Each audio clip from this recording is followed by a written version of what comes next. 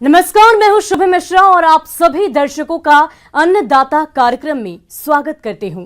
हमारे देश का किसान जन का पोषक है, वह श्रम का देवता है, अन्नदाता है और उसमें ही भारत की आत्मा निवास करती है।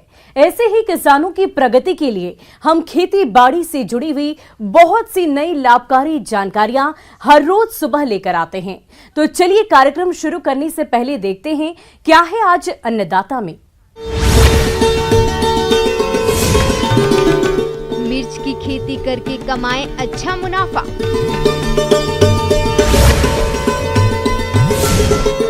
कपास की फसल में हानिकारक कीट रोग से बचाव के उपाय।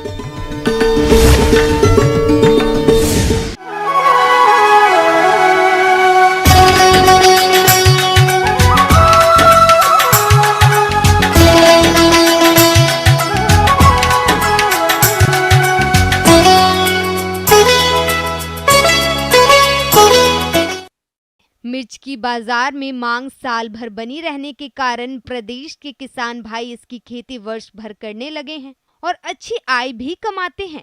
जो किसान भाई इस समय मिर्च की खेती करना चाहते हैं तो कौन कौन सी किस्मों का चयन करके रुपाई किस तरह से करें जिससे मिर्च की अधिक पैदावार मिल सके, इसके लिए देखिए हमारी खास रिपोर्ट। मिर्च एक मसाला वाली फसल है। हरी मिर्च की मांग सब्जी बाजारों और मंडियों में हमेशा बनी रहती है। मिर्च का उपयोग सब्जी, अचार, चटनी और दवाई बनाने में किया जाता है। इसकी खेती करने वाले किसान अच्छा खासा मुनाफा कमाते हैं। जलवायु।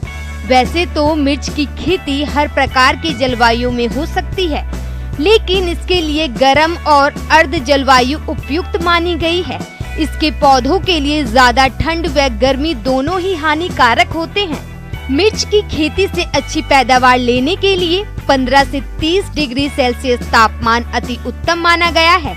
अगर इससे कम और ज्यादा तापमान होता है तो इसका असर मिर्च के उत्पादन पर पड़ता है। मिट्टी। मिर्च की खेती के लिए 6.5 से 7.5 pH सर्वोत्तम माना जाता है। वैसे तो हरी मिर्च की खेती सभी प्रकार की मिट्टी में की जा सकती है, लेकिन अच्छे जल निकास वाली बलुई दोमट मिट्टी, लाल दोमट मिट्टी जिसमें कार्बनिक पदार्थ की मात्रा अधिक हो, वो मिट्टियां सबसे उपयुक्त मानी गई हैं। मिर्च की उन्नत किस्में। किसी भी फल से अधिक पैदावार लेने के लिए किस्मों का चुनाव करना महत्वपूर्ण है।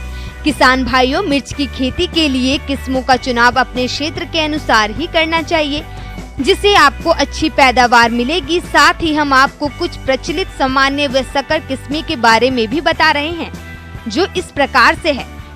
काशी अनमोल, काशी विश्वनाथ, जवाहर मिर्च, अर्का सुफल, गायत्री प्रिया, पूसा ज्वाला, पूसा सदाबहार, भाग्य लक्ष्मी का चयन करके किसान भाई खेती कर सकते हैं। मिर्च की संकर किस्में। काशी अरली, काशी अरहत, उजाला, तेजस्वनी, अग्नि चैंपियन। सूर्या की खेती करके किसान अधिक पैदावार ले सकते हैं। बीज की मात्रा। सामान्य बीज की मात्रा 1.5 किलो प्रति हेक्टेयर लगता है और मिर्च की हाइब्रिड किस्मों के लिए बीज की मात्रा 200 ग्राम से 250 ग्राम प्रति हेक्टेयर लगता है। बीज का उपचार। मिर्च के बीज की बिजाई करने के लिए पहले उसको उपचारित कर लेना चाहिए ताकि बीज का अनुकरण सही हो। बीज को 3 ग्राम थीरम या 2 ग्राम कार्बोडाइजम प्रति किलो बीज के उपचार कर लेना चाहिए। इसके बाद 1 हेक्टेयर रुपाई के लिए 200 वर्ग मीटर स्थान में क्यारी बनाकर बीजों की बुआई करते हैं। इस प्रकार 3 से 4 सप्ताह में नर्सरी पौधे रुपाई के लिए तैयार हो जाती हैं। खेत की तैयारी। मिर्च की फसल के लिए खेत की तैयारी अच्छे से करनी चाहिए ताकि फसल की उपज अच्छी हो सके। इसके लिए पहली जुताई मिट्टी पलट हल से करते हैं। इसके बाद 2 जुताई कल्टीवेटर से करके पलटा लगाकर खेत को समतल कर लेना चाहिए। खाद और उर्वरक। खेत की तैयारी के समय गोबर की खाद 25 टन प्रति हेक्टेयर डालकर खेत में अच्छी तरह से मिला देनी चाहिए। उर्वरक में urea 137 kilo, single super phosphate 187 kilo और म्यूरेट ऑफ पोटास 50 किलो प्रति हेक्टेयर की आवश्यकता होती है। जिसमें नाइट्रोजन की आधी मात्रा, फास्फोरस और पोटास की पूरी मात्रा पौधे रोपाई के समय खेत में डालते हैं और बाकी बची नाइट्रोजन खड़ी फसल में डालते हैं। पौध रोपाई। मिर्च की पौध की रोपाई करते समय पौधे से पौधे की दूरी का ध्यान रखें। किसान को लाइन से लाइन और पौधे से पौधे की दूरी 60 गुना और 45 गुना 30 सेंटीमीटर पर रोपाई करनी चाहिए। रोपाई के बाद हल्की सिंचाई करनी चाहिए। सिंचाई की मात्रा मिट्टी और मौसम की स्थिति पर ही निर्भर करता है। यदि वर्षा कम हो रही हो तो 10 से 15 के अंतराल पर सिंचाई करना चाहिए। दोमट मिट्टी में सिंचाई 10 से 12 दिन के अंतराल पर, अगर ढालू जमीन है तो 10 दिन के अंतराल पर सिंचाई कर देनी चाहिए। मिर्च की फसल पर फूल और फल आना शुरू हो जाता है तो उस स्थिति में सिंचाई करना अत्यंत आवश्यक है। इस प्रकार किसान मिर्च की खेती करके हरी मिर्च की सामान्य किस्मों का औसत उपज 125 से 250 क्विंटल और संकर किस्मों से 250 से 400 क्विंटल प्रति हेक्टेयर तक उपज लेके अच्छा मुनाफा कमा सकते हैं। किसान भाइयों, अभी तक आपने खेती से जुड़ी हुई कुछ उपयोगी जानकारियां देखी। अब लेते हैं एक छोटा सा ब्रेक, जल्द ही लौटेंगे और कार्यक्रम में आगे भी है खेती बाड़ी से जुड़ी महत्वपूर्ण जानकारियां, तो बने रहिए हमारे साथ। और ब्रेक के बाद आप सभी दर्शकों का अन्नदाता में स्वागत है। चलिए अब रुक करते हैं अगली कड़ी की ओर।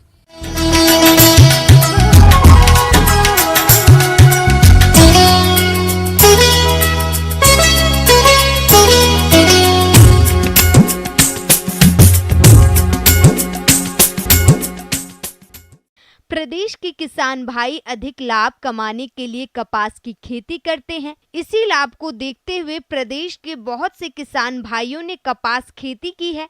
अभी बरसात का मौसम बदल रहा है, ऐसे में फसल पर कई तरह की कीट और रोगों का प्रकोप होता है, तो किसान कैसे करे समय पर हानिकारक कीट रोगों की पहचान और नियंत्रण। इस बारे में जानते हैं डॉक्टर सुनील कुमार से। मैं आज आपको कपास में कीट रोग प्रबंधन के बारे में बताएंगे और इसमें एक रस चूसक कीट जिसमें माहू, हरा तेला, सफ़ेद मक्खी एवं थ्रिप्स की संक्रमण होता है, जिससे कि पत्तियां किनारे से पीले पीले होकर के जलन जैसा मुरझा करके और काले में जो मिड रिब होती है उसकी बीच की जो धमनी होती है उस पर काले काले जैसा रंग हो जाता है। तो इस तरह का जो कीड़े आप देखते हैं और कपास के पत्तियों का रंग मटमैला सा हो जाता है, तो ये सारी जो अवस्थाएं आती है कपास के पत्तियों में, ये रस चूसक के कीट की वजह से आता है। प्रदेश के बहुत से किसान भाई अच्छे मुनाफे के लिए कपास की खेती किए हैं। उनकी फसल इस समय बढ़वार की अवस्था पर है और इस समय फसल में कई तरह के कीट रोगों का प्रकोप होता है, जिनका समय रहते सही पहचान करके नियंत्रण के उपायों को अपनाकर होने वाले नुकसान से बचा जा सकता है। हम किसान भाइयों को सलाह ये देंगे कि अगर कोई किसान भाई अभी तक कोई कीटनाशक का छिड़काव नहीं किए होंगे तो वो अभी एक नीम तेल का, या अगर नीम तेल कम 5 ml प्रति लीटर पानी के हिसाब से आप उसका छिड़काव कर सकते हैं, या जो रासायनिक दवाइयाँ होती है इमिडाक्लोप्रिड 5 ml प्रति 10 लीटर पानी के हिसाब से आप छिड़काव कर सकते हैं। अभी हम नीम तेल का इसलिए हमने बोला कि जो प्रारंभिक अवस्थाएं होती है कपास या किसी भी फसलों में, उसमें जो अपने मित्र कीट होते हैं, मकड़ी वगैरह जो होते हैं, उसका बढ़वार ज़्यादा होता है। तो हम अगर नीम तेल का छिड़काव करेंगे तो अपने जो वातावरण में मित्र कीट होते हैं उसका, लेडी बर्ड, बीटल, जो मकड़ी होते हैं, इसका हम बचाव करेंगे और इसकी संख्या भी बढ़ेगी। हम रासायनिक दवाइयों का छिड़काव तब करते हैं जब हमारी फसलों पे जो आर्थिक क्षति स्तर से ज़्यादा का संख्या होने लगता है कीटों का, तब हम रासायनिक दवाइयों का प्रयोग करते हैं। इसी दवाइयों को हम 2 से 3 बार कम से कम 70-80 दिन तक हम छिड़काव करें, दोबारा 2 से 3 बार छिड़काव करें, तब जाकर के आपको ये रस चूसक कीट का प्रबंधन हो पाता है। इस तरह से जो हम जो वेजिटेटिव ग्रोथ है उससे हम फ्लावरिंग स्टेज पे जा रहे हैं, कपास में आएंगे तो फूल आना शुरू करेंगे। फूल आने के समय भी हम एक रासायनिक दवाई कीटनाशकों का छिड़काव करें, बॉल जो स्क्वायर बनना शुरू होता है उस समय, ताकि हम फूल और स्क्वायर बनने के समय में कीटनाशकों का छिड़काव करने से कोई भी सिस्टमिक इंसेक्टिसाइड जैसे क्विनोलफॉस या मोनोक्रोटोफॉस का हम छिड़काव 1 से 1.5 ml 2 ml तक प्रति लीटर पानी के हिसाब से हम छिड़काव करने से उसमें जो कीड़े बनते हैं और एक कपास को डस्टी कॉटन बग लगते हैं, जब स्क्वायर बनना चालू हो जाता है उस कपास खुलने लगते हैं, तो उस समय भी इनका कीटों का प्रभाव कम होगा। किसान भाइयों, मौसम में हो रहे परिवर्तन के कारण कपास की फसल में पत्ती धब्बा, झुलसा जैसे कई रोगों का प्रकोप होता है। तो किसान रोगों को कैसे पहचाने और समय रहते रोकथाम के लिए कौन कौन से उपायों को अपनाएं, वो इस प्रकार से है। कपास में खास करके बीटी कपास में झुलसा रोग और ब्लैक आर्म ऑफ कॉटन जो बोलते हैं, उसमें काले काले तना हो जाते हैं और पत्तियां जल जाती है। तो इस रोगों से बचाव करने के लिए हम किसान भाइयों को कहेंगे कि एक फफूंदनाशक आता है कॉपर ऑक्सीक्लोराइड 30 ग्राम प्रति टंकी, यानी 15 लीटर की जो टंकी होती है उसमें 30 ग्राम प्रति लीटर पानी के हिसाब से, और उसमें 2 ग्राम स्ट्रेप्टोसाइक्लिन मिला करके पीठ वाली टंकियों से हम छिड़काव करें। तो हमारा जो ये कपास का में झुलसा रोग है, आप रोग लगने से पहले आप करेंगे तो आपका बचाव करेगा, और ये सही समय है अब आपके झुलसा का रोगों का प्रबंधन के छिड़काव करने के लिए। तो हम किसान भाई हम 100 से 20 दिन तक अगर हम कपास का अच्छी देखभाल करके हम कीट एवं रोगों का प्रबंधन करें तो हमारा उत्पादन अच्छा होगा और हम अच्छी आमदनी कर सकेंगे। धन्यवाद। और ब्रेक के बाद एक बार फिर से आप सभी दर्शकों का अन्नदाता कार्यक्रम में स्वागत है। बढ़ते हैं अगली प्रस्तुति की ओर।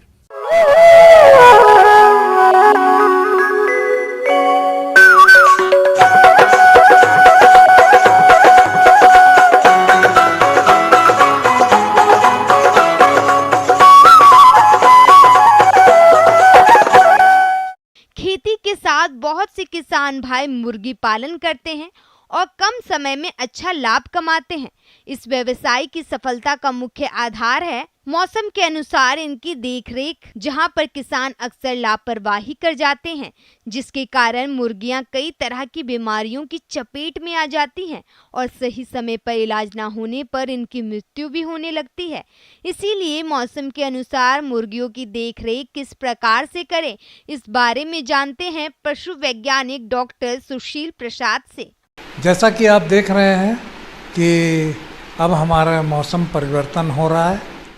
बरसात में आपको प्रबंधन में थोड़ी सावधानी बरतने की ज़्यादा ज़रूरत है मुर्गी पालकों को, क्योंकि मुर्गियों में बहुत सारे बीमारी के लक्षण आपको बरसात के दिनों में ज़्यादा दिखता है।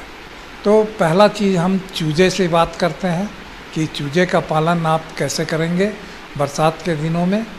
तो चूजों में आपको सबसे बड़ी चीज़ है कि आप जहाँ भी मुर्गी के चूजों को रख रहे हैं तो उनके लीटर को, यानी कि जो बिछावन जो आप लगाते हैं मुर्गियों का, तो पुआल का कुट्टी दे रहे होंगे या फिर आप धान का भूसा दे रहे होंगे या तो फिर आप लकड़ी का बुरादा दे रहे हैं। तो इसमें आपको ये ध्यान रखना है कि ये इसमें नमी की मात्रा ज़्यादा ना हो, क्योंकि बरसात में नमी ऐसे ही ज़्यादा हो जाता है। आपके दीवार से नमी आएगा, आपके ज़मीन से नमी आएगा। तो उस स्थिति के लिए आप नमी को कम रखें।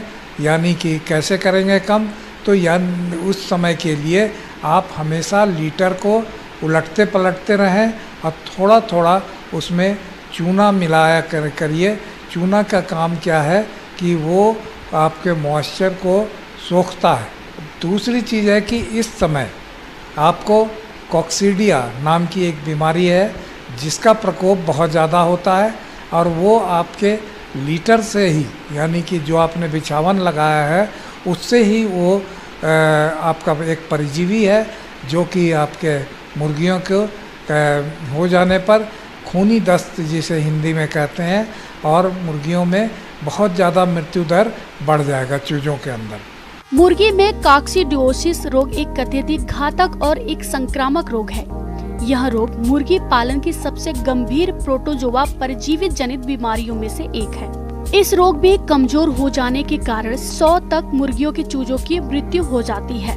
बहुत से पक्षियों जैसे मुर्गी, टर्की, बत्तख, कोयल, तीतर, कबूतर, कौवे, गिनी आदि में देखने को मिलता है। लेकिन यह रोग मुर्गियों को प्रमुख रूप से प्रभावित करता है। इससे खासकर मुर्गियों के चूजे प्रभावित होते हैं और इससे प्रभावित होने पर चूजों की मौत सबसे अधिक होती है। तो इस चीज़ की आप सावधानी रखेंगे। अगर आपका लीटर सूखा हुआ है और उस बीच में अगर आप कॉक्सीडिया के जब आपके चूजे 3 सप्ताह के हो जाएं तो उस समय आप कॉक्सीडिया की दवा 3 दिनों तक आप अवश्य चलाइए।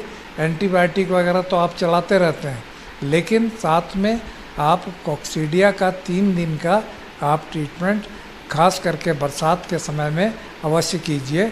इससे आपके चूजों में मृत्यु दर कम होगी। दूसरी चीज़ है क्या, नमी के साथ आप देखिए, जिसको हम लोग कहते हैं कि ह्यूमिडिटी कहते हैं, यानी कि नमी भी बरसात के मौसम में ज़्यादा हो जाता है और नमी हो जाने पर मुर्गियों में बहुत ज़्यादा परेशानी आती है। इसलिए जहाँ पर बहुत ज़्यादा नमी हो रहा हो तो ऐसे जगह पर एक पंखा की व्यवस्था कर देना ज़रूरी है। अगर आप सीलिंग फैन लगा सकते हैं, ज़्यादा मुर्गियाँ रख रहे हैं तो बरसात में आप इसको लगाएं तो इससे दोनों फ़ायदा होगा। एक तो लीटर सूखेगा भी, दूसरा है कि जो नमी है उसको शेड के अंदर कम किया जा सकता है।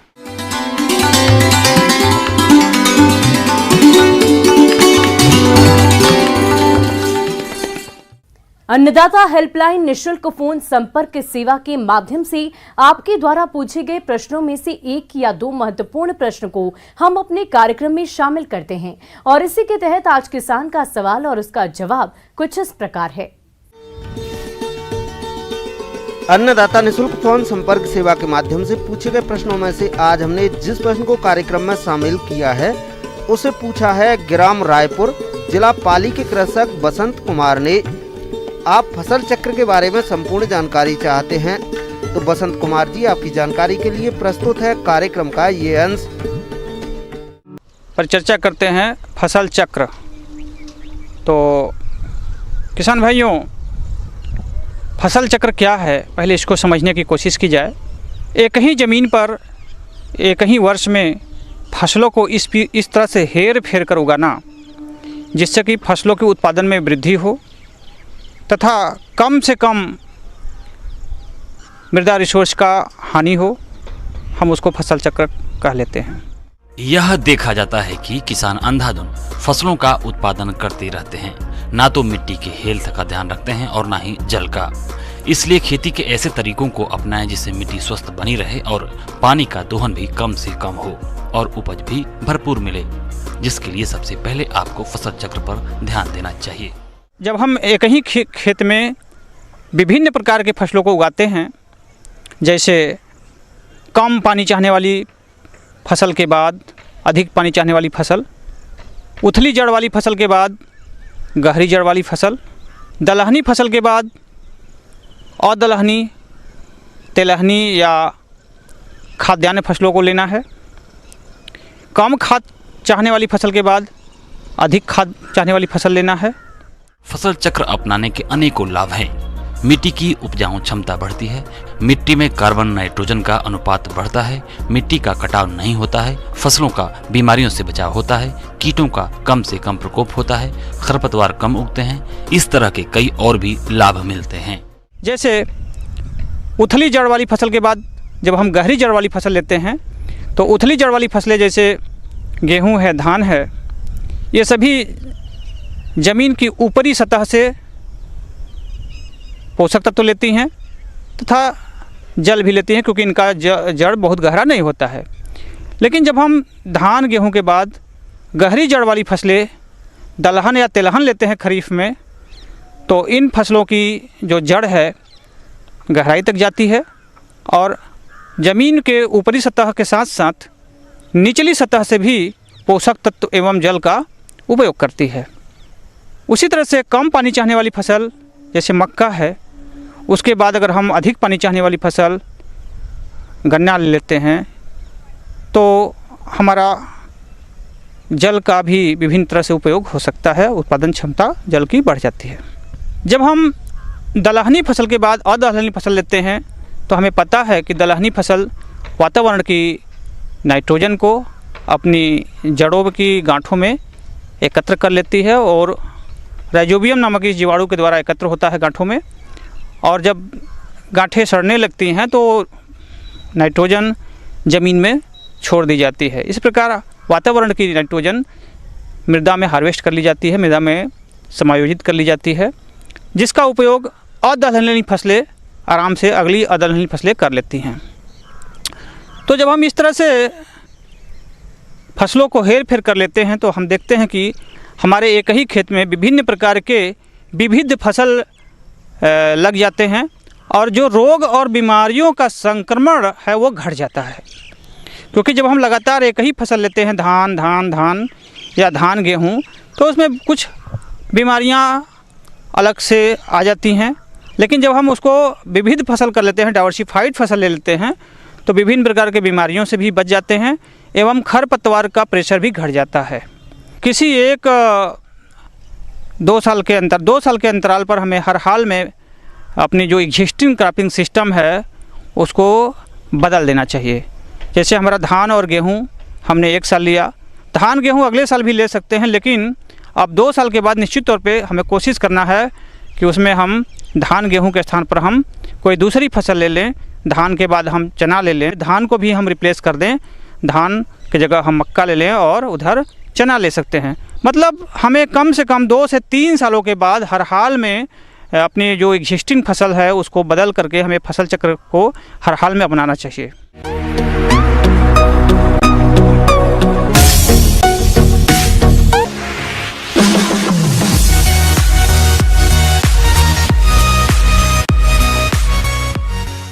और आइए अब एक नजर डालते हैं राज्य की कुछ चुनी हुई मंडियों के प्रमुख फसलों के बाजार भाव पर।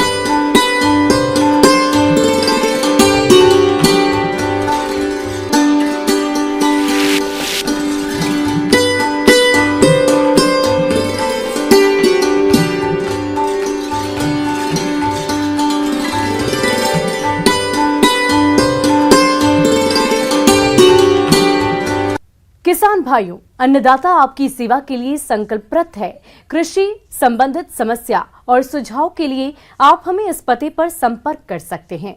प्रोड्यूसर अन्नदाता news 18 Rajasthan, Ramoji film city, Hyderabad 501512। साथ ही आप हमें ईमेल भी कर सकते हैं। हमारा ईमेल है p18annadatarajasthan@nw18.com।